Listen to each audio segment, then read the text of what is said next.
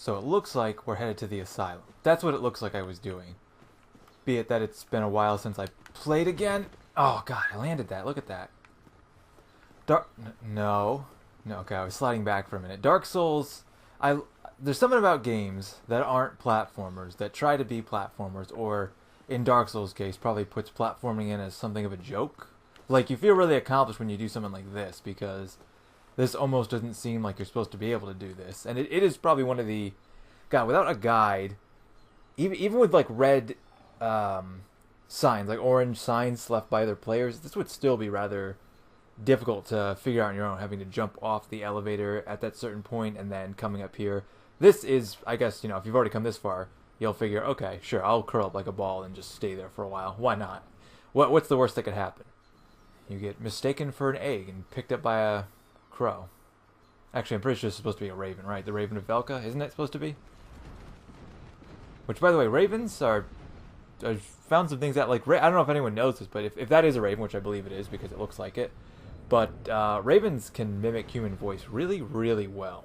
It's at the same time cool and also disturbing when you actually, someone should just look up right now. You're on the internet, you can do it. Go look up raven mimicking human voice. You'd be either impressed or disturbed or both. This is really cool. I like it when you get back to areas, because this was sort of like an area you start in the game and you think, oh, well, I'll never go back here. But there is a way to get back here, and there's stuff for you. Secret stuff. Secret tunnel. Secret undeads. And even though it's been a little while since I played, I have not had a lack of consumption of... I have lost my skill, though. All the skill you saw me get back, it's gone. Sorry, it's gone. It's gonna be a 20-whatever episode relearning process again as I learn to replay Dark Souls. As I get killed by hollows. I'm not getting killed by hollows. This is not happening. Can I roll off this? I've never had trouble with the hollows here, so I don't know. But I have been watching so much Dark Souls remastered content. The remaster has been out for probably like 2 or 3 weeks now. I wasn't really keeping exact track. But I think I talked about it a little bit before. And the community's had a lot of talk about it. And I think the general consensus most people have come to is it's lackluster. The community wanted more. They expect more. And I can completely understand that. I think everyone can get behind that. For consoles, if you own a PS4 or a Xbox One, and you've never played Dark Souls before, this is great. The remastered's perfect. It's perfect for you to pick up. I don't think I have anything for the crow. But if you have never... Can I drop him a sunlight medal? I don't know if we want that. I don't know if that... I don't want to drop whatever. We can drop the rubbish. We'll do that really quick. If you have it for PC, though, the PC players really kind of got screwed over for various reasons. It just could have been more. It could have had a lot... It could have had more fixes, despite the things that they did fix. But I've heard a lot of people talk poorly about it. And as someone who doesn't have it, will probably buy it at some point. Titanite chunk. Okay, that was actually sort of worth it. I could do some more trading. Maybe I'll come back off camera and do some more. But we're not going to sit here and keep reloading the game, because that does take a while. But... if you want to hear some of the critiques from people who actually have it, because again, full disclosure, I do not have the remastered. I've watched a lot of it, been listening to a lot of people play it. I've watched some streams, I've watched tons of videos, but I don't have it. I probably will get it at some point, but not anytime soon. So anything I'm saying is coming from someone who does not have the remastered. But I am going to pretty much share all of my opinions about it without dying to Undead Hollows. If you want to hear some of the negative critiques, there's plenty of that going around, but I'm probably just going to more or less gush over what I think is so good about it. Because I completely understand where people are coming from. I think it could have been more. I think it could have been a much better launch. It could have been one of the best re-releases, remasters to date. They could have. Unfortunately, they didn't. But there's so many cool things about it that I think people are overlooking. One of the biggest things I think everyone's overlooking, and I know some people have already predicted, with it coming out, everyone's playing it again. Everyone is playing it again. Everyone on all the consoles, PC, everyone's playing it again. So it's active again, which is almost the best thing you can do for a game like this. Make it active again. And yes, it probably will only last a month, 2 months, maybe 3, and then a lot of the veteran players will get tired. A lot of the new players will have had their fill, and it'll go back to a smaller community. But still, just for these 2-3 months, for me, that's worth it. You think about it, I know the price tag was $40, But when you think about it, if you go out and do something, you go out to, just say hypothetically, oh my god, a movie and a dinner, right? That's going to cost you easily $40. Probably more if you're with someone else, right? So having that for, oh god, this guy's chasing me down. So having that for that amount of time, it seems worth it to me. I should have buffed my weapon. I'm rusty. I apologize. I'm rusty. It's going to take a while. I might die here. I don't want to die here as I'm trying to explain things. But it seems worth it to me. For months, for that amount of, like, you know, a movie and dinner or one-night experience for 2-3 months of a reactive community on a game like this, seems excellent to me. It's just, again, from someone who didn't buy it, and will buy it at some point, most likely. Even though they're saying, you know, it's not something you should buy if you're a PC player. The PC players kind of got screwed on this one. But if you're a console, it's worth it. But if you're someone like me who, and I understand that I didn't play the PC version of Dark Souls. I understand it had plenty of problems. DS Fix was great. The mod community really made it better. And some mods, you know, not the ones that, wow, you really can't see me till I get much closer. That's impressive. Not the ones that, you know, help with cheaters and cheat engines. Some of the headsets uses too, but the mods that actually made the game better, like DS Fix and all these texture mods, that's great. And it's really unfortunate that who's the publisher on this? Bandai Namco did that. I wish they hadn't made it. I understand why they did it. I get it, but I wish they hadn't, and I understand why a lot of players are unhappy about that. But for someone like me, who will, when I buy it again, I probably will want to buy the PC version, and you know, I'll buy this version. I think this version, it's give and take with a lot of things. From my perspective, it just seems so great that the community is active again, that the game has support again, at least, if not just for a little while. And some of the fixes they made were good fixes that, as far as I know, the PC version didn't have. Like, for example, grave lording. Grave lording is broken in all the console versions. It's broken in the PC version. It's broken in all the versions. But in the remastered, they fixed grave lording, which is awesome, because grave lording was such a great idea that never really got implemented. I know you could, like, self-grave lord yourself, but I don't think any mod fixed it for the way it was intended to work, with other players infecting other players' worlds and you having to go in and kill the infector. I just think it's great. I was just watching some grave lording videos, and it's so cool to have more than just Dark Moons and Red Phantoms running around.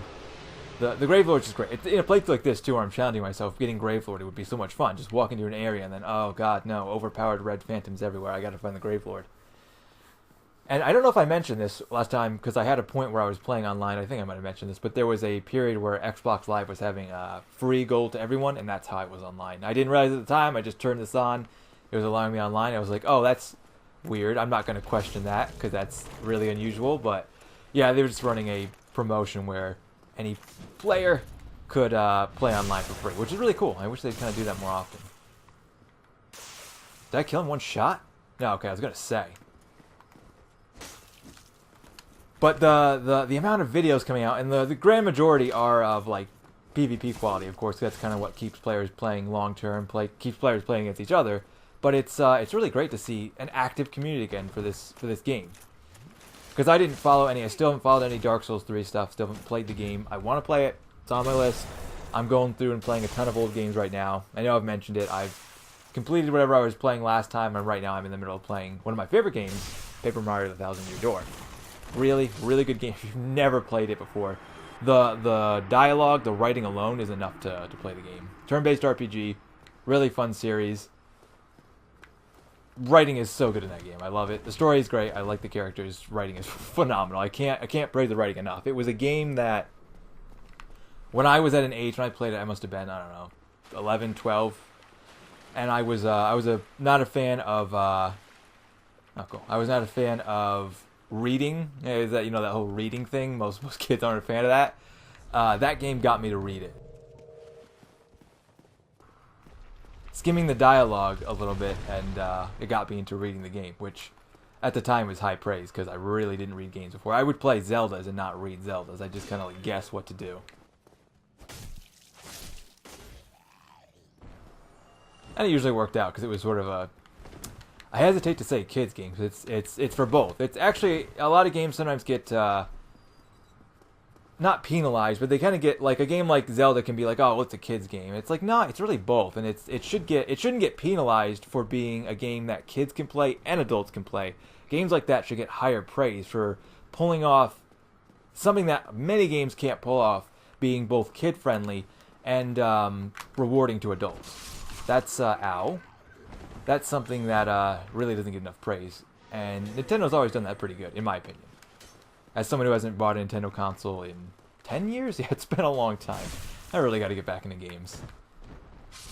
Which, this is sort of like getting back into games. I almost feel like I'm playing a new game because the remastered's out and everyone's playing it again, which makes me feel like, hey, I was doing this. I was playing Dark Souls. Granted, I know just because I was playing this and putting out videos on it doesn't mean... 20 other people are playing Dark Souls because it's that kind of game. Can't parry that. Oh, no!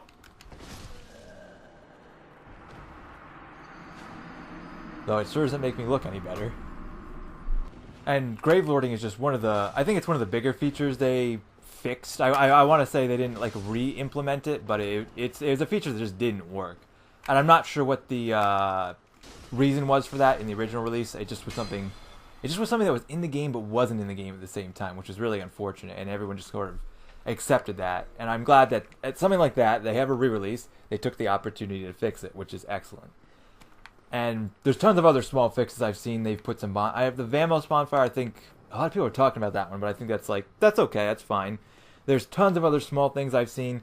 One small but huge quality of life is when you're giving items to a covenant, you don't have to sit there and manually select. Go in, select item, yes. Give this item, yes. Okay, next 50 items, yes. Give this item, yes. Next 50. That was just terrible. Now that you can consume souls all at once and... you can just donate all 50 or how many items you're... I didn't even get up here. It's kind of cool. However many items you're donating to the Covenant, it's just great. And, oh god, wrong door. I thought this was the back door. Wrong door.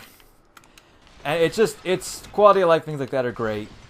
And the fact that they added in so many updated... The bonfire looks incredible. And so many other textures, lightning. I think it's just great. I'm giving the remaster a thumbs up. It could have been more. It could have had like a double thumbs up with stars around it. But I still think it's really good. And just seeing the community, all the videos back out is great. I wish I was playing it right now. It makes me, every time I see a video, I really want to go out. I want to get it, and I want to make like a PvP build and go invade. I want to go Gravelord people. I want to do co-op. It's... really, really, really makes me want to play it, which is great, and it's the way it should be. And it really like reinvigorates the love for Dark Souls 1. The ending. I swapped out the Hornet Ring for the Dark Sandsmoon Ring, and I've got some heals. I just don't feel good about fighting this guy. This guy usually gets me, and so do these guys. No! Oh, this is just... no, forget it. I'm doing it. Don't look back. Plunging attack, he's not there. That did damage to me. Okay, well now I'm down 2 Estus. Good thing I bought the heals.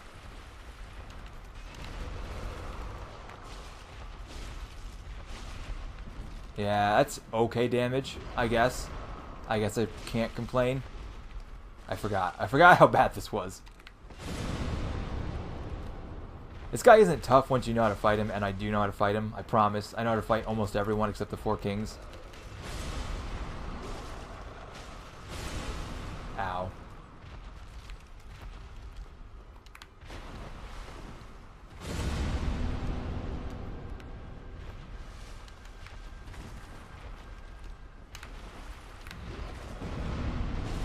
Oh, that got me. I must have been too close. No, no.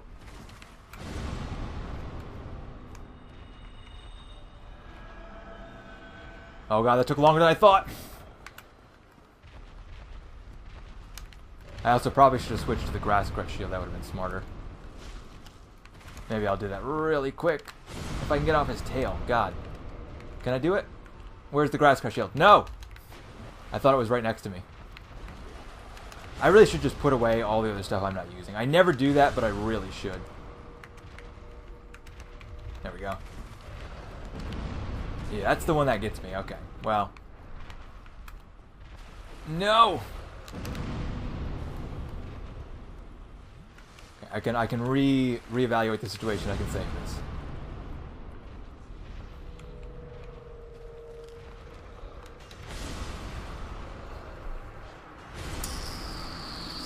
Nope. It would be nice if we had bleed, because, like with all good bosses, his weakness is bleed. Would be nice if you could put bleed on this weapon. That should be a pretty good weapon to have bleed on. Oh, that actually reminds me too. I was, and this is something about information I kind of knew about this game already, and I didn't really forget. I just sort of didn't remember when I was thinking about it. But I was, I think I was contemplating at one point the difference between a fire upgraded weapon and a chaos upgraded weapon. A chaos upgraded weapon scales damage with how much humanity you have in your counter. So, kind of like with Kulag's Fury Sword, the more humanity you have in your counter, the more scaling damage the weapon does.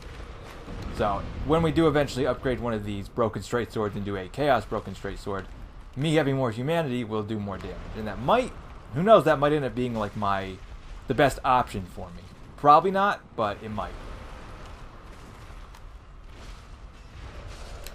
What? One hit?